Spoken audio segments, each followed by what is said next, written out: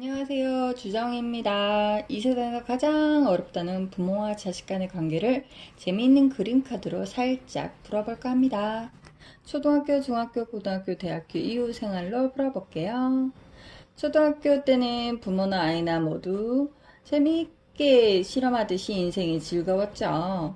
국영수, 사과, 은미채, 호기심을 가지고 열심히 즐겁고 재밌게 하는 생활을 했죠.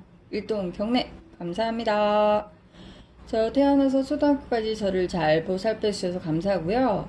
그런데 중학교 되면 조금은 엄마와 자식 간의 관계에 변화가 생기죠. 중학교 때부터는 아이들이 스스로 조금 기다려주고 참아주고 들어주고 경청해주기를 기다린답니다. 왜냐면요, 아이들은 늘 안에서나 밖에서나 남과 비교를 당하거든요. 나만 나락으로 떨어지는 것 같고, 나만 못하는 것 같고, 이 생각, 저 생각에 잠도 안 오고, 어디로 가야 될지도 모르겠고, 나름 중학교 생활 너무너무 힘들답니다. 머리부터 발끝까지 아침부터 저녁까지 너무너무 바빠요. 정말 어떨 때는 어디로 가야 될지를 모를 때가 많아요. 저희 인간이라는 사람은 육과 영이 함께 존재하기 때문에 육으로만 살 수 있는 게 아니잖아요. 그러다 보면 영이 갈급하고 감이 들고 마음이 심란하고 가난해질 때면 무의식적으로 알게 모르게 저희들 마음속에 유혹과 악령이 들어요. 그게 곧 즉 방황으로 연결이 되는 거죠. 가축 지게 즉 중이병이 아닐까 싶네요. 다 이유가 있죠. 중학교 시절 친구가 내가 되고 내가 친구가 되고 우리는 주위에서 많은 걸 배우게 되죠. 너무 힘들고 지치다 보면 하늘과 대화하기도 하고 나 스스로 나와 자신과 대화하기도 하고, 그리고 너무 힘들 때 하늘에 잠시 의지하다 보면 문제가 풀릴 때는 이래서 종교의 문을 두드리는구나 싶기도 하죠. 마음의 여유가 필요하단 말이죠. 스스로 철학적인 생각, 이 생각, 저 생각도 해보고, 중학교 생활이라는 게 나름 사대의 시간이랍니다. 그때 했던 생각으로 저희는 인생을 펼쳐나가죠. 나름 제 인생도 날고 싶고, 꾸리고 싶고, 재밌는 인생이 되고 싶은 게 쪼가리 인생이지만 생각은 들거든요. 어떻게 해서 고등학생이 되었지만 고등학생 또 틀리죠. 왜? 몸과 마음, 머리가 커지잖아요. 그러면서 또 이 생각, 저 생각이 들면서 부모님이 의식하게 돼요. 잘 되든 못 되든 부모님을 생각하게 되는데 갑자기 불현듯 이런 생각이 들 때가 있어요. 엄마가 나를 조종했네? 엄마가 커 보이잖아. 엄마와 나의 갈등은 왜 그러지? 관계는 왜 이러지?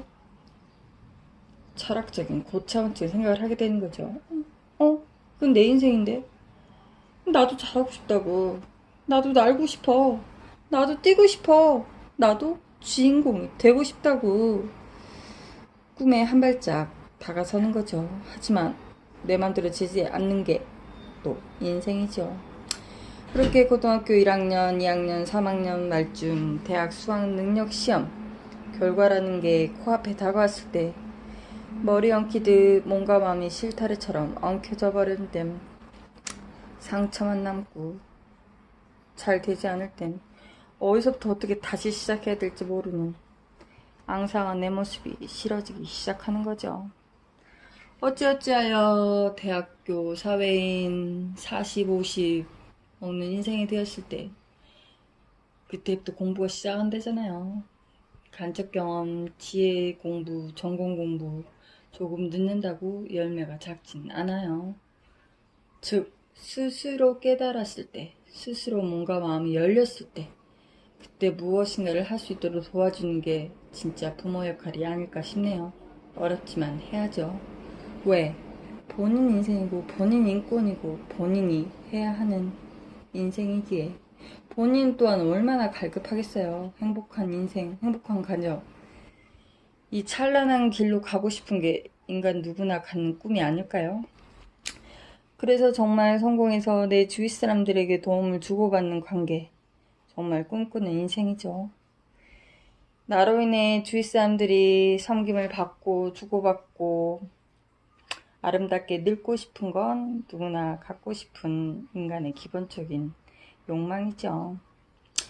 즉 여기서 말씀드리고 싶은 건 부모나 자식이나 모두 서랍에 넣어두던 작은 꿈이든 큰 꿈이든 꿈을 잃지 않고 살아가는 게 중요한 것 같아요. 늘 가슴 뛰는 인생으로, 심장 뛰는 인생으로 하루하루 힘들지만 잘 살아보자고요. 화이팅이요.